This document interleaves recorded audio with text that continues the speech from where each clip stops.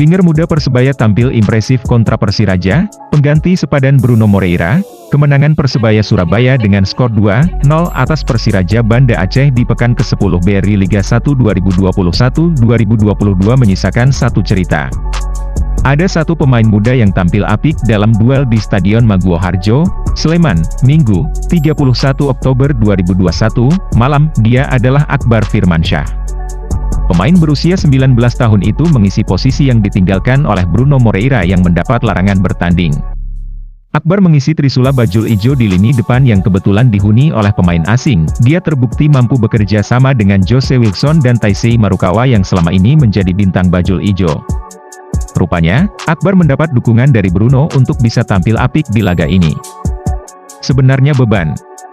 Bruno pemain bagus, pemain asing juga. Dia lebih berpengalaman.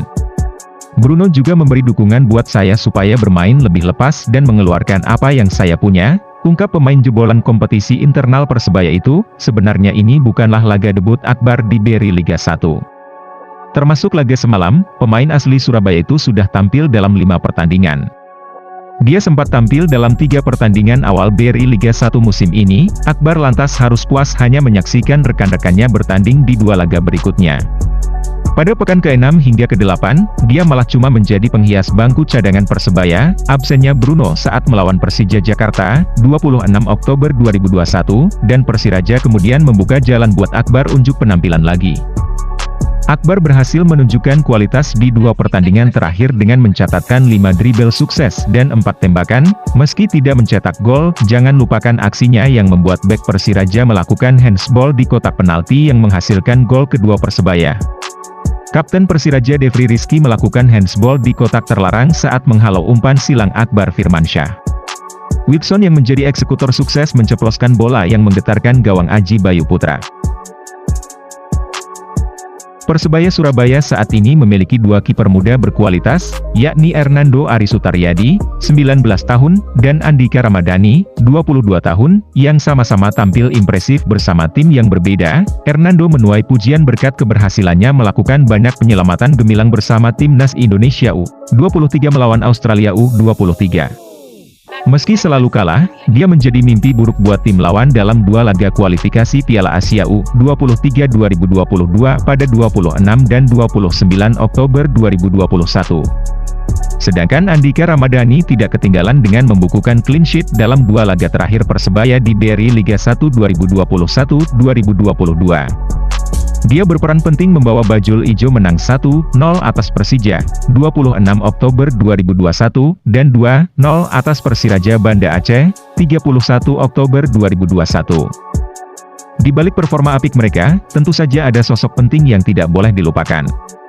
Dia adalah Benjamin van Breukelen, pelatih kiper Persebaya yang mengasah kemampuan Hernando dan Andika dalam mengawal gawang. Lantas, apa rahasia sosok yang akrab disapa Benny itu mampu menghasilkan 2 kiper top yang sama-sama masih belia?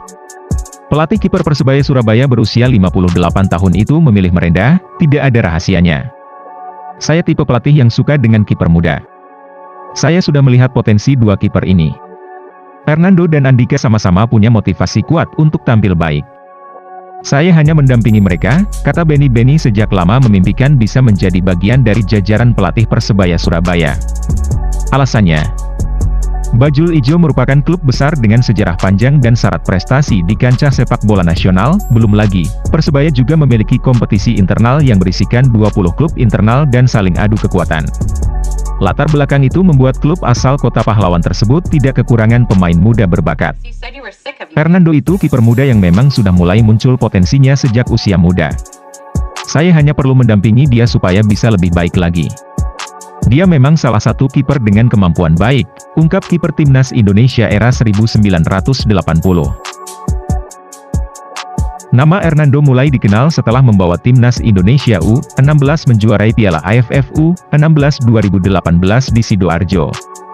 Kiper asli Semarang itu kemudian mampu membawa Persebaya U20 menjuarai Elite Pro Academy U20 2019 di bawah arahan pelatih Uston Nawawi, sedangkan perjalanan karir Andika berbeda. Dia memulainya bersama El Faza, klub internal Persebaya. Karirnya mulai melonjak membela klub satelit Persebaya, PS Kota Pahlawan, yang berkompetisi di Liga 3 2017 berikutnya. Dia merupakan bagian dari skuad Persebaya U19 pada 2018 dan kemudian membela Persebaya U20 setahun kemudian. Baru pada musim 2020, dia dipromosikan menjadi bagian integral Persebaya senior. Andika itu kiper yang mau bekerja keras. Dia selama ini hanya menjadi pelapis, tapi mau berlatih keras mengerahkan kemampuannya. Dia membuktikan itu di pertandingan Liga 1. Malah, 2 clean sheet Persebaya terjadi pada saat Andika jadi kipernya, ujar Benny. Dengan memiliki 2 kiper muda yang top, Benny tentu masih bisa mengembangkan kemampuan Hernando dan Andika. Tapi, apakah pelatih kiper kelahiran Medan itu tidak pusing saat memilih siapa yang harus diturunkan? Kenapa harus pusing? Justru kami lebih mudah memilih siapa yang akan dimainkan. Saya akan pusing kalau kami kekurangan stok kiper. Siapa yang mau main?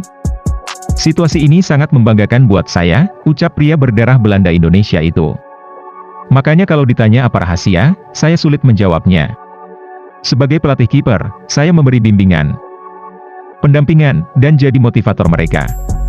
Sisanya, kiper itu sendiri yang mau bekerja keras untuk tim yang dibelanya, imbuh Benny. Menariknya, Persebaya sebenarnya memiliki Satria Tama yang dijadikan kiper utama di musim ini.